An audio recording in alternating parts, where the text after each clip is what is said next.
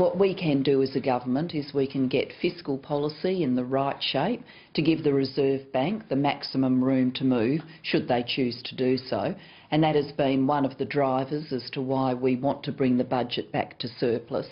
Of course, our economy is returning to trend growth, to 3.25% growth in the coming financial year, and that also means it's the right time to return the budget to surplus. We are in a very different position from many economies around the world. How much of the high Australian dollar's strength do you think is really stemming from the relatively high interest rates here in Australia? Number one, we've got a hugely strong resources sector, and so our currency is highly associated in people's minds with commodities, and when commodities are going well, that means people very much value the Australian dollar, and the value of it goes up.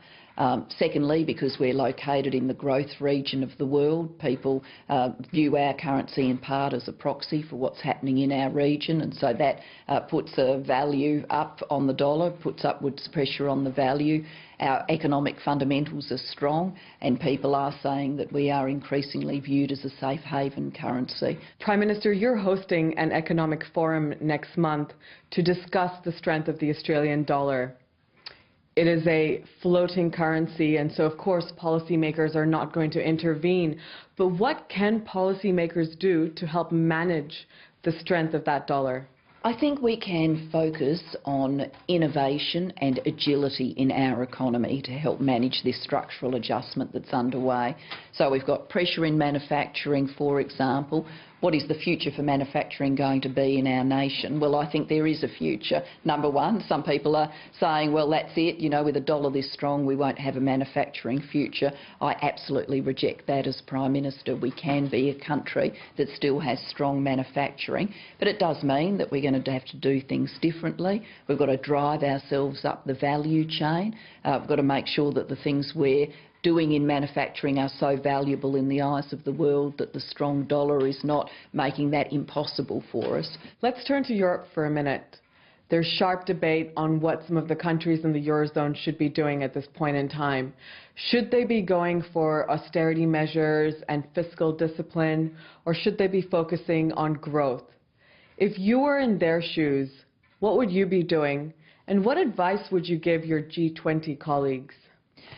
Well, I've got absolutely no aspiration to change my shoes and become one of those European leaders because they really are facing up to what is a very wicked dilemma with the need to do huge fiscal repair, many of them, pension funds running out of control or beyond their ability to service them, and then the consequences of recession with huge unemployment.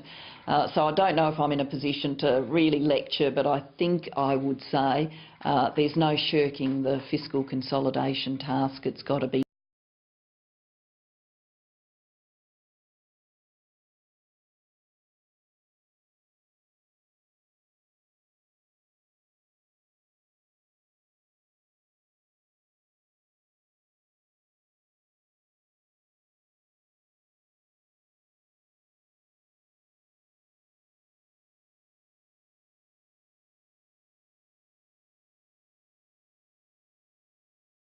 done.